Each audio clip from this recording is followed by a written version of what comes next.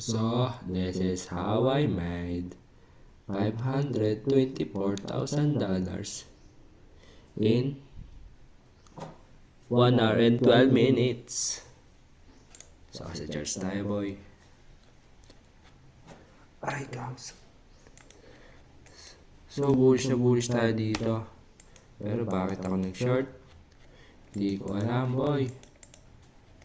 Short ako kasi na-ship tong high na to. Then, nag-tap dito sa daily verbal gap na to. And, displacement. And, itong kahapon ito yung daily. Ngayon, sweep niya to. Sweep niya itong previous day high. Plus SM. May SMD dito with DXY.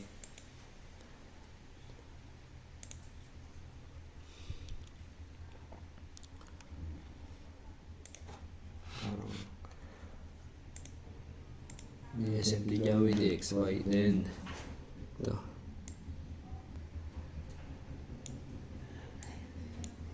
May SMD dito.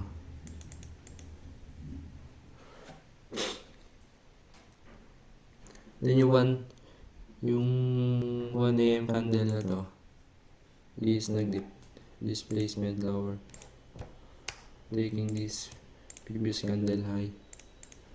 Pupunta tayo sa 15 minutes. Hindi ako napag-entry dito ng London session kasi ko-consolidate saka nag-jogging ako eh. Siyempre unahin ko yung jogging kaysa trade, no boy. Pero valid entry to.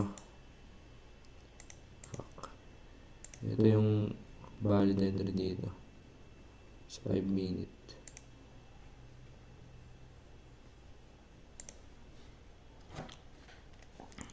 Kasi nagkasito din naman dito sa H1 eh. C2. Valid entry natin yung C3 na 5 minute.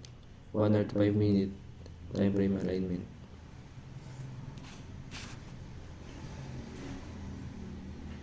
Tagal ng converge yo. Pinaka-valid entry dito dyan, no? Itong reversal na to. Sell limit ka dito. Stop. And 2R.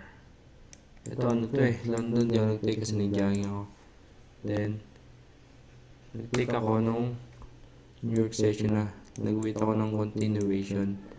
Dito natin to. Tingnan natin sa H1. 1 hour pala. H1.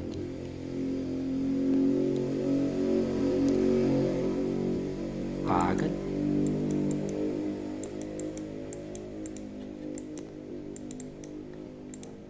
So, ito yung 8 AM Eastern, 8 PM Philippine time. Hindi. Basta ito 8 New York session na yan. Sa may Forex. Kasi nagtap tayo dito sa per value gap na to. And ano to? Meron tayong C2 closure dito. Nag-enter na ako dito sa loob ng 8 AM candle na to. Kasi meron naman siyang maliit na wick sa taas. So nag-expect ako ng mas malaking body. Kaya nagpunta ako dito sa may 5 minute time frame na to. Ang natin shape na to, previous candle high. Then ito, hindi ba may 8:15 news tayo kagabi? Yung news na yun, tinake tong high na to. Then, place lower. Itong OB na to. Then, nag-sell limit lang ako dito. GSD na to. Stop ko dito sa high na to. And, TP sa equal low. Valid 2.1 hour.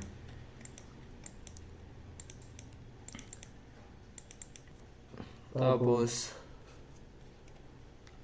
yun. Di ba nag-lower siya?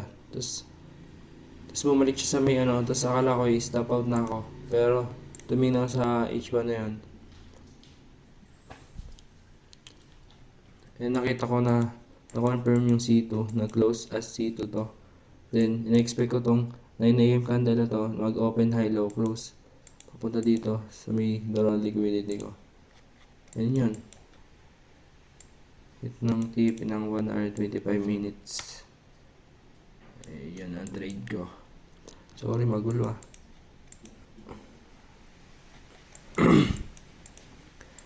And ito yung journal ko. Pakita ko na din journal ko pa. Pali win streak ako ngayon eh.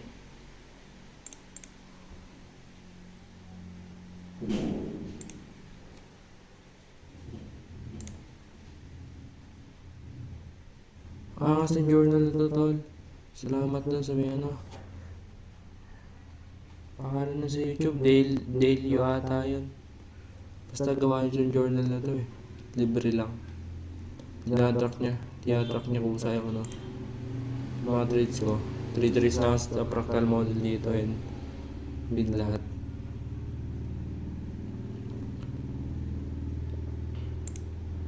Review natin to.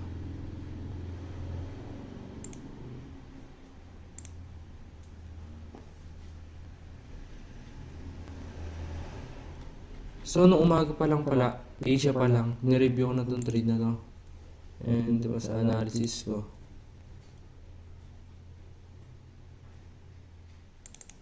Ito tayo. Kasi kahapon, yung trade ko, parang break-even na, na-stop ako sa may profit nun. Eh, pero parehas pa din ng analysis yun. Tapos ngayon, tinuloy ko lang. I'm still bullish on DXY. I'm waiting to swipe the previous day low. O hindi. Kasi hindi naman yung tinig eh. Kasi yung EO tinig. So SMT. So denied ko eh. EO lower. Kasi DXY higher. Yung makikita mo to. Ito yung analysis ko sa may lang.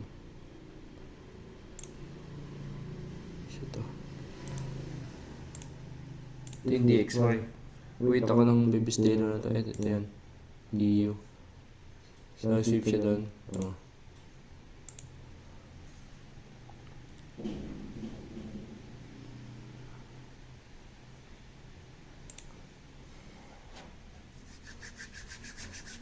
Bagal, tol.